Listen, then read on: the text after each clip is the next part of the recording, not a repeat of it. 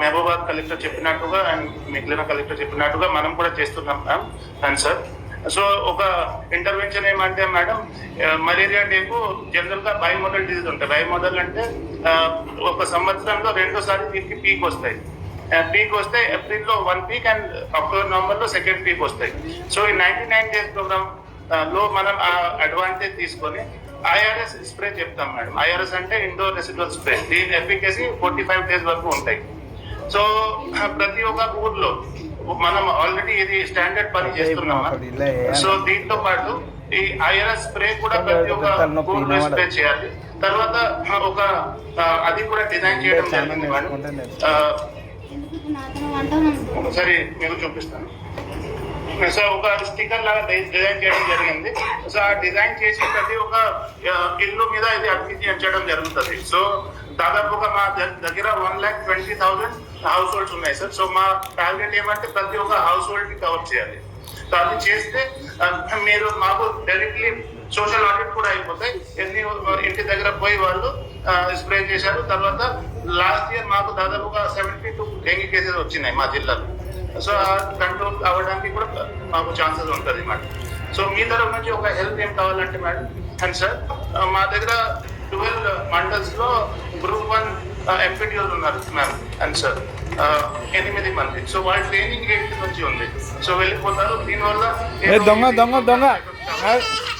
కొంచెం డెవలప్ చేస్తే మాకు కొంచెం సౌకర్యం ఉంటుంది. ట్రైనింగ్ అనేది మస్ట్ అండ్ షుడ్ కదా. కొన్ని 1 వీక్ అది చేస్తే ఫస్ట్ ఫేజ్ లో మాకు ఇబ్బంది రాదు.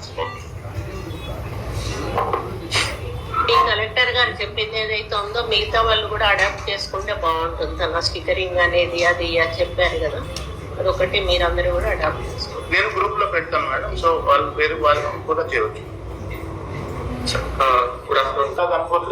మండల్ నుంచి పిహెచ్సి నుంచి వీ హ్యావ్ స్టార్టెడ్ ఇక్కడ ఈ రోజు హెల్త్ క్యాంప్ స్టార్ట్ చేయడం జరిగింది సార్. అక్కడ 6 ఎస్పెషలిస్ట్ డాక్టర్ జీజీహెచ్ నుంచి కూడా అక్కడ కేటాయించడం జరిగింది.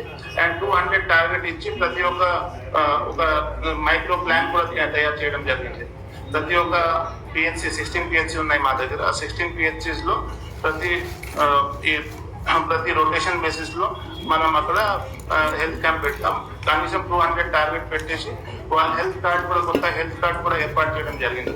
సో హెల్త్ కార్డ్ లో అపోలో హాస్పిటల్స్ కానీ వేదాంత కానీ అలాంటి పెద్ద హాస్పిటల్స్ లో మీ రికార్డ్స్ ఒక ఇన్స్టిట్యూషనల్ మెమరీ లాగా ఉంటాయి. సో 1 ఇయర్ ముందు మీ డీటెయిల్స్ ఏమి ఉంటాయి, ఇప్పుడు 1 ఇయర్ తర్వాత వచ్చిన తర్వాత మీ బ్లడ్ ప్రొఫైల్ ఎట్లా ఉంది, ఇవి అన్ని ఒక హిస్టారికల్ రికార్డ్ లాగా ఉండిపోతాయి. సో అది కూడా మనం అడిషనల్ గా ఏర్పాటు చేస్తున్నాం మేడం మా జిల్లాలో. సో ఇంకా వాళ్ళు చెప్పారు సేమ్ స్టాండర్డ్ ప్రొసీజర్ ఉన్నాయి. ఇది ఒక అడిషనల్ చేంజ్ ఉంది. ఇంకా ఒక హెచ్పివి వ్యాక్సిన్ కూడా లాంచ్ అవుతుంది 8th రోజు పాలకుర్తిలో సిఎఫ్సిలో. సో దీని కూడా అనిల్ గారికి చెప్పడం జరిగింది. అండ్ దీని మీద ఒక కన్సెంట్ కావాలి మేడం. కన్సెంట్ అంటే పేరెంట్స్ కన్సెంట్ కావాలి. దీనికోసం కూడా మనం ప్రెస్ ద్వారా మరియు ఇంకా వేరే వేరే మాధ్యమం ద్వారా వాళ్ళ పేరెంట్స్ కి గార్జియన్స్ కి కూడా అది తెలియజేస్తున్నాం. దీని లాభం ఏముంది అండ్ మీ కన్సెంట్ ఇస్తే ఇది పర్మనెంట్ గా ఇమ్యూనిటీ వచ్చేస్తుంది సర్వైకల్ క్యాన్సర్. సో అది కూడా నడుస్తూ ఉంది మేడం. సో మా దగ్గర అది స్పెషల్ ఉంది. Thank you. సరే మ్యామ్, మన దగ్గర కూడా పిహెచ్సి వెంకట 24/7 నేను ఎప్పుడు వెళ్ళినా డాక్టర్ అవైలబిలిటీ ఉంటాడు, మంచి ట్రీట్మెంట్ జరుగుతుంది కాన్సెప్ట్ డెవలప్ చేయాలంటే దానికి తగ్గ నేను ఎగ్జాంపుల్ మన చెర్లలో పోయాను.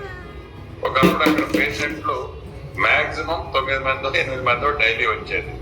సాయి అని ఒక డాక్టర్ వచ్చాడు, 6 months నుంచి అడుగుతుంటాడు. ఎట్లుందండి నాకు తెలిసి 400 మెంబర్స్. ప్రైవేట్ సెక్టార్ లో కూడా అంత నీటిగా లేదు. నేను 3-4 days బ్యాక్ అక్కడికి వెళ్ళినప్పుడు చూశాను. ప్రైవేట్ సెక్టార్ లో కూడా అంత నీట్గా అంత క్రౌడ్ తో లేదు. అంత క్రౌడ్ తో హాస్పిటల్ అంతా కూడా పూర్ పీపుల్. సో దాని కాన్ఫిడెన్స్ కారణం ఏంటంటే ఆ డాక్టర్ మీద అక్కడ ఉండే టీమ్ మీద సబ్ స్టాఫ్ అందరూ కూడా ఆ కాన్సన్ట్రేషన్ ఉంటే అది మనం డెవలప్ చేయగలిగితే ఫ్యూచర్ లో అక్కడ హాస్పిటల్ ఉన్నది ఫ్రీ ట్రీట్మెంట్ జరుగుతుంది అనేది మనకి కాన్ఫిడెన్స్ వస్తుంది. దానికి ప్లాన్ చేయండి. ఇది చేయండి, చేస్తూ అడిషనల్ గా అది ఫోకస్ పెట్టండి. నెక్స్ట్ అంబులెన్స్ ఉన్నాయి అన్ని దగ్గర. అన్ని హాస్పిటల్ ఒకసారి అంబులెన్స్ చెక్ చేసుకోండి. ఒకవేళ ఎక్కడైనా షార్ట్ ఫాల్ ఉంటే నాకు ఆ లిస్ట్ పంపించండి. ఏదో కంపెనీలకి సిఎస్ఆర్ లో చెప్పి రిక్వైర్మెంట్ ఉంటే విల్ పుష్ ఇట్. సార్ మీరు చెప్పినట్టుగా ఈ రికగ్నిషన్ సర్టిఫికేట్ ఈ ఫిట్నెస్ సర్టిఫికేట్ కి మీరు అటాచ్ చేస్తే అది ఖచ్చితంగా రికగ్నిషన్ కావాలంటే ఇది ఫిట్నెస్ ఖచ్చితంగా జరగాలి ఉండాలి సార్. సో అది ఒకసారి ఒక గవర్నమెంట్ నుంచి ఏదో మెమో లాగా వచ్చేస్తే మాకు ఈజీ అవుతుంది సార్. రికార్డ్ చేస్తున్నారు, నోట్ చేసి పెట్టుకోమ్మా. స్టేట్ వైడ్ ఇది పాలసీ పెట్టిస్తాం. ఇస్తా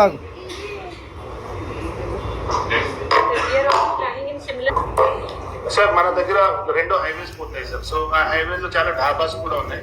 ఆ ఢాబాస్ లో సో మా జిల్లాకి నిన్న HIV కేసెస్ మన అది ఒకసారి అనాలిసిస్ చేస్తే దాదాపుగా 1300 cases 1300 HIV cases. So DPR గారికి ఆల్రెడీ ఇన్స్ట్రక్షన్ చేయడం జరిగింది సార్. అక్కడ కళా జాతర ద్వారా అక్కడ కొంచెం పోలీసు మనం అక్కడ కొంచెం కంట్రోల్ చేయాలి సార్. లేకపోతే ఎంఫెటమిన్ కూడా ఎక్కువ ఉంది అటువైపు అండ్ ఈ HIV కేసెస్ కూడా హాట్స్పాట్ నుంచే పెరుగుతాయి సార్. సో అది కూడా ప్లాన్ చేస్తున్నాం సార్. సో ఈ మంచి టైం ఉంది.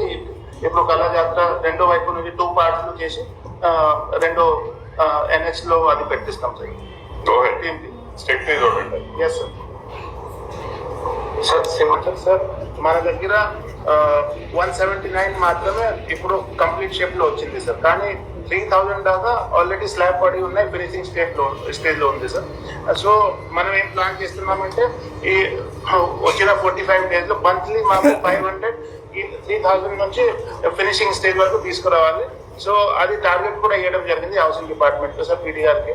సో ఆ టార్గెట్ మనం అది చేస్తాం. 415 మాకు గ్రౌండింగ్ కాలేదు సార్. అది కూడా క్యాన్సిల్ చేసి కన్సల్టేటర్ తీసుకొని వాళ్ళకి ఇమీడియట్లీ మీరు చెప్పినట్టుగా అది ఇంప్లిమెంట్ చేసేస్తాం సార్. వన్ మోర్ థింగ్, ఈ ఇళ్లలో మీరా మా దగ్గర ఏమీ పెండింగ్ లో అన్ని MD దగ్గర ఉన్నాయి, సెక్రటరీ దగ్గర. ₹1,00,000 వచ్చిన వాళ్ళు ఇంకా రాలేదని ఎవరు లేరు, అన్ని క్లియర్ చేస్తామంటారు. ఎక్కడికన్నా మీటింగ్ లో పోతే 100 మందికి ఇల్లు వచ్చినాయంటే రానోడు ఒక్కడి మటు గొడవ చేస్తున్నాడు. అది ఏదన్నా ఉంటే చెక్ చేసి పంపించండి, క్లియర్ చేస్తున్నాయని చెప్తారు. ఫర్దర్ ఇచ్చే దాంట్లో collector is the held responsible, చాలా సివియర్ యాక్షన్ తీసుకుంటారు. అన్ని ఎలిజిబుల్ వాళ్ళకి ఎవరికైనా ఇస్తే వెట్టింగ్ చేసి క్లియర్ చేసేటప్పుడే ఒకసారి చెక్ చేసి ఇచ్చిన తర్వాత మళ్ళీ కంప్లైంట్ రాకూడదు. కొంత ఇల్లు మొదలు పెట్టిన తర్వాత ఒక పేమెంట్ ఇచ్చి ఎలిజిబుల్ కాదంటే ఎట్లుంటది? ఎవరికైనా ఇచ్చేటప్పుడు పర్ఫెక్ట్ చెక్ చేయండి. Responsibility collector. మా ఇంట్రెస్ట్ ఏం లేదు ఇక్కడ. సెలక్షన్ అప్పుడే పర్ఫెక్ట్ చేయండి. మీరు ఒక లిస్ట్ పంపుతారు, ₹1,00,000 ఇచ్చిన తర్వాత మా సెక్రటరీ దాన్ని 360 degrees లో చూసి ఎన్ని ఎలిజిబుల్ అని వాళ్ళు అన్న తర్వాత ఎట్లుంటుంది బెనిఫిషరీకి, ఎట్లుంటుంది ఆటపల్లి వద్దండి. మీరే బాధ్యులు అవుతారు. పర్ఫెక్ట్ గా వచ్చారు. ఆల్ కలెక్టర్స్ చెప్తారు. గైడ్ లైన్స్ లో లేని ఒకటి పెండింగ్ DV కేసెస్ ఉంటాయి sir, section 12 of DV act కింద. సో మా జిల్లాలో దాదాపుగా 2022 నుంచి కూడా పెండింగ్ ఉన్నాయి సార్. సో అలాంటి కేసెస్ దానివల్ల ఏమైందంటే కేసులు example domestic violence cases.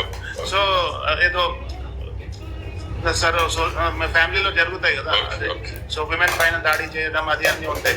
So general గా సెక్షన్ 13 ప్రకారం పెడితే 90 days లో వాళ్ళకి పరిష్కారం ఇవ్వాలి. ప్రొటెక్షన్ ఆఫీసర్ జనరల్ గా DW ఉంటారు, కానీ అది అయితే లేదు. దానివల్ల ఏమైతుంది అంటే సివిలియన్ నేచర్ ఉంటాయి సార్, కానీ ఛార్జ్ షీట్ ఫైల్ అయితే లేదు. సో జస్టిస్ కూడా దొరకట్లేదు. సో ఆ మహిళకి వచ్చిన మెయింటెనెన్స్ కానీ ఏదో వాళ్ళకి దొరకట్లేదు సార్. వాళ్ళు court, police station and DW office ఇక్కడ తిరుగుతూ ఉంటారు ఈ 3 చోట్ల, కానీ పరిష్కారం రాదు. సో ఈ అన్ని మనం వాళ్ళకి మొత్తం ప్రొటెక్షన్ ఆఫీసర్ రిపోర్ట్ మనం కోర్టుకి పంపితే ఇమీడియట్లీ వాళ్ళకి ఛార్జ్ షీట్ ఫైల్ అవుతాయి. సెక్షన్ 1920 కింద వాళ్ళకి మెయింటెనెన్స్ ఆర్ ఏదో రిలీఫ్ దొరకాలి, అది దొరికిపోతాయి సార్. సో ఈ అడిషనల్ ఛార్జ్ షీట్ ఫైల్ చేయడానికి మనం చేస్తున్నాం. దీంతో పాటు సార్ 3 ఇందిరా మహిళా క్యాంటీన్ కూడా ప్లాన్ చేస్తున్నాం సార్. సో ఈ 90 days ప్రోగ్రామ్ లో కలెక్టరేట్ లో ఇంకా 2 చోట మనం ఐడెంటిఫై చేశాం సార్. సో అది కూడా ఈ 90 days లో ప్లాన్ చేస్తాం సార్. సరే ఒక చిన్న సబ్మిషన్ సార్. సార్ మా జనగాం జిల్లాలో మార్కెట్ అగ్రికల్చర్ ఫర్టిలైజర్ గోడౌన్ లేదు సార్. సో దీనివల్ల ఏమవుతున్నాయి అంటే మాకు ఇప్పుడు కూడా ఈ రోజు కూడా 800 మెట్రిక్ టన్ బఫర్ స్టాక్ ఉంది మా జిల్లాకి చేరుకుంది. కానీ ఈ ట్రాన్స్పోర్టేషన్ మాకు వరంగల్ నుంచి అవుతున్నాయి సార్. దానివల్ల ఏమవుతున్నాయంటే మా లీడ్ టైం పెరుగుతుంది. లీడ్ టైం పెరిగిన వల్ల ఆ ఫర్టిలైజర్ లాస్ట్ పాయింట్ కి ఆలస్యంతో రీచ్ అవుతున్నాయి. సో మా దగ్గర ఒక గోడౌన్ రెడీ ఉంది సార్. సో మీ ద్వారా నాగేశ్వరరావు సార్ ద్వారా ఎవరి ద్వారా పంపితే మీరు అది శాంక్షన్ చేయగలిగి 99 days లో ఈ 10 years లో లేని పని ఇప్పుడు అయిపోతాయి సార్. అండ్ మా దగ్గర రేక్ పాయింట్ కూడా ఏర్పాటు చేయవచ్చు సార్. ఎందుకంటే జనగాంలో రైల్వే స్టేషన్ ఉంది, అట్లా రైల్వే సైడింగ్ కూడా ఉన్నాయి సార్. సో మీరు చెప్తే నేను రైల్వే డిపార్ట్మెంట్ తో మాట్లాడి మీకు ప్రపోజల్ సబ్మిట్ చేపిస్తాను సార్.